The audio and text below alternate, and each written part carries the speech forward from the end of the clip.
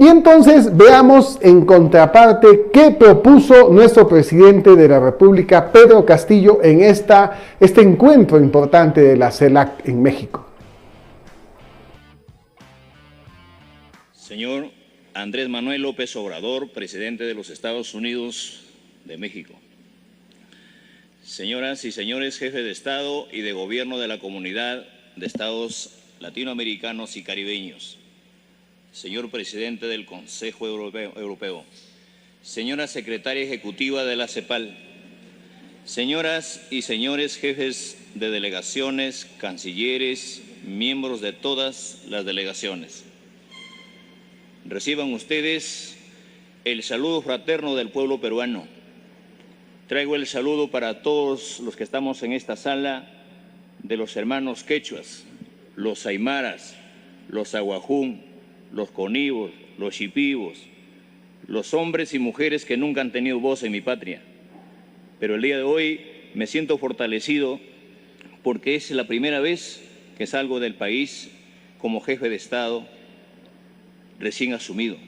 Y creo que en esta cumbre que hoy se reúnen las personas responsables de los estados, creo importante decirlos que a los países de América Latina y el Caribe, un testimonio inequívoco de la vocación histórica que nos llama a la más grande unidad e integración de nuestros pueblos. Bajo el manto de la pandemia que hoy también nos reunimos, hay que entender de que la pandemia ha venido a quedarse en cada uno de los pueblos. Pero para nosotros entendemos de que la pandemia no es solamente un problema sanitario, es un problema histórico. Es un problema que ha venido arrastrando. ¿Por qué? Porque siempre hemos dicho en reuniones tantos lemas, pero hemos hablado de unidad, hemos hecho grandes discursos y es tiempo de pasar a la acción. Y es tiempo de pasar a la acción porque es necesario entender de que unidos lograremos todo, desunidos nada. Millones de compatriotas, millones de hermanos peruanos que estábamos a la espera de que salgamos de esta pandemia. Y esta pandemia que ha llevado a millones de personas en el mundo, incluido más de 200,000 peruanos. Y por eso debo decirles de que la CELAC hoy en día debe concretar un hecho concreto, donde hagamos el mayor de los esfuerzos para facilitar que nuestros territorios cuenten con el acceso al financiamiento internacional que se requiere para contribuir a la enorme tarea que venimos desplegando en la recuperación y en la reactivación de nuestras economías duramente golpeadas. Por ello, saludo a estos y otros temas centrales para nuestra región, como la consolidación de nuestra democracia, la seguridad alimentaria, el acceso universal a la educación, el cumplimiento de los objetivos del desarrollo sostenible, una lucha contra el cambio climático, contra la corrupción enquistada en todos los estamentos de los estados, contra el crimen organizado, contra el problema mundial de las drogas, contra el terrorismo.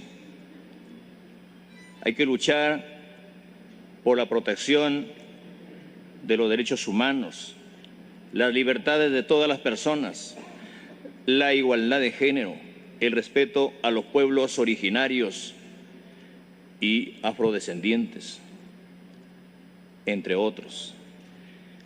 Hay muchos pueblos que se encuentran esperando que sus autoridades y sus gobiernos hagamos algo por ellos. Creemos importante manifestar que la integración de América Latina y el Caribe debe ser una tarea permanente, debe ser una actividad diaria, para que de una vez por todas cumplamos de atender las grandes necesidades por encima de comprensibles y naturales diferencias ideológicas y políticas. Por ello, saludamos que en esta cumbre se acuerde el establecimiento de la Agencia Latinoamericana y Caribeña del Espacio, que fortalecerá nuestras capacidades regionales a través del progreso tecnológico y científico. Es igualmente importante la creación del Fondo CELAC para la respuesta integral a desastres, que permitirá brindar el apoyo que requieran nuestros países en situaciones de emergencia. Señoras y señores, la necesidad de la integración latinoamericana y el Caribe no es un tema coyuntural, sino de verdad es una gran necesidad. Con ello habremos cumplido el sueño de Bolívar, de San Martín y también el gran sueño de Túpac Amaru, que por lo temprano que se hizo y lo aislado que se encontraba en el plano internacional, pero ese sueño que tuvo, hoy tenemos que hacerlo realidad. El siglo pasado, nuestro amauta José Carlos Mariátegui reforzó también esta concepción al plantear que emanciparnos de la pobreza no era una tarea de carácter nacional, sino internacional. El gobierno que presido, electo por la voluntad libre y soberana del pueblo peruano, se ha propuesto iniciar una nueva etapa en la vida de la República, 2 siglos después de proclamada nuestra independencia. Por ello, en el marco del Estado de Derecho, del sistema democrático y su institucionalidad, de la cual nos debemos, consideramos necesario hacer las reformas que las mayorías del país, que el país exige, para reafirmar nuestros logros y corregir los defectos en su estructura política, social y económica que han hecho posible que persistan fenómenos tan perniciosos como la pobreza y tan extendidos como la exclusión y la falta de oportunidades. Con ese mismo espíritu, hago aquí un llamado a seguir trabajando por la unidad de los pueblos de América Latina y el Caribe, que venimos construyendo con empeño en este y en otros espacios de integración, cooperación regional y subregionales, y de cuya evolución y desarrollo hemos extraído lecciones valiosas en torno a nuestros aciertos. Por ello, extiendo mi reconocimiento a México, nuestro fraterno anfitrión, por buscar su posicionamiento oportuno sobre la base del consenso y de nuestros intereses comunes, así como para canalizarlos a través del diálogo, el entendimiento y la cooperación con importantes socios extrarregionales como la República Popular de China y la Unión Europea. El Perú se hace presente en esta cumbre en un momento expectante de su historia. Al conmemorar el bicentenario, en este horizonte estamos convencidos de que nos encontramos y nos reconocemos con ustedes, nuestras hermanas y nuestros hermanos latinoamericanos y caribeños, en esta oportunidad de estados y de pueblos que debemos preservar y fortalecer. Al reflexionar sobre estos acontecimientos históricos, quiero concluir mi mensaje al anunciar que nuestro país sostiene y sostendrá relaciones diplomáticas con todos los países de América Latina y del mundo sin ninguna discriminación. Caso contrario, este sentido encargo del Perú profundo caerá en saco roto. Es momento de pasar a la acción. Es tiempo de pasar de los discursos a la acción. Unidos todos, desunidos nada. Muchas gracias.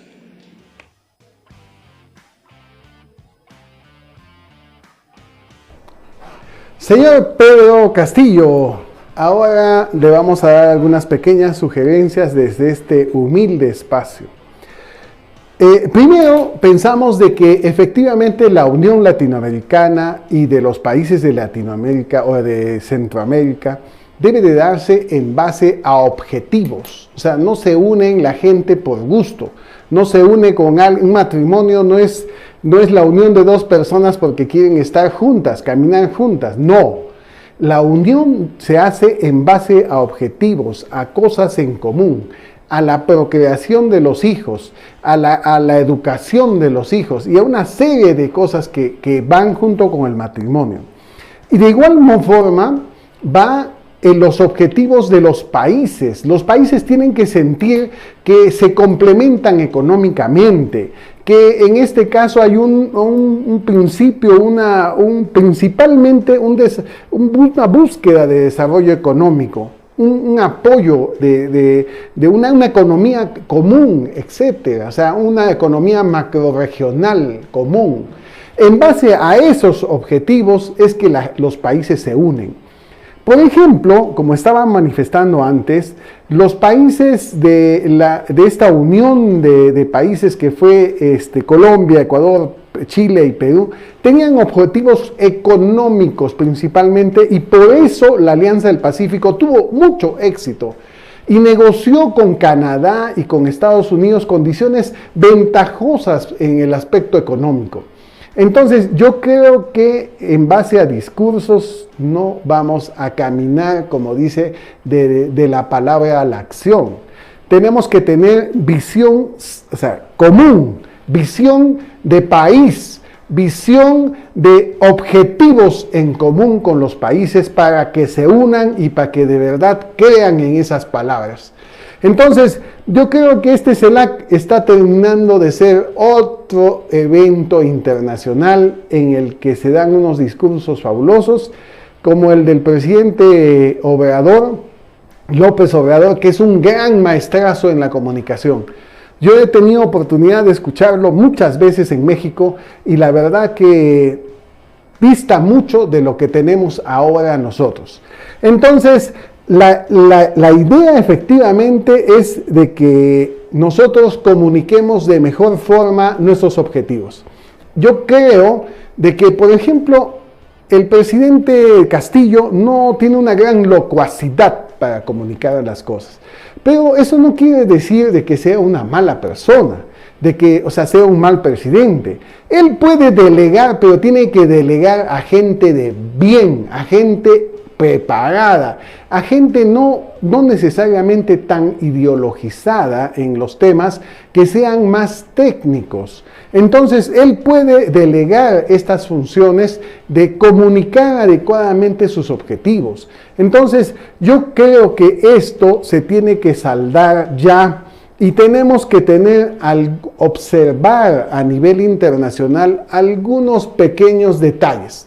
O sea, yo le quiero hacer una preguntita al señor Pedro Castillo, a nuestro presidente, con buena intención. ¿Usted cree que en México la gente no usa sombrero?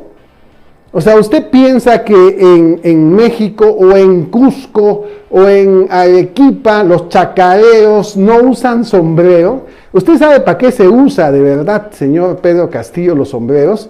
Se usa para protegernos del sol. O sea, le está hablando a usted un cholo cusqueño, nato, nacido a una cuadra de la Plaza de Armas de Cusco. O sea, yo más cholo que mucha gente en este país, creo que no hay. Entonces, o sea, acá estamos hablando de una persona, de un provinciano, en el buen sentido de la palabra, de la provincia de Cusco, no de la región de Cusco, sino de la provincia de Cusco, que soy descendiente inca, o sea, soy de raza cobriza, y se lo digo con mucho cariño y en forma fraternal.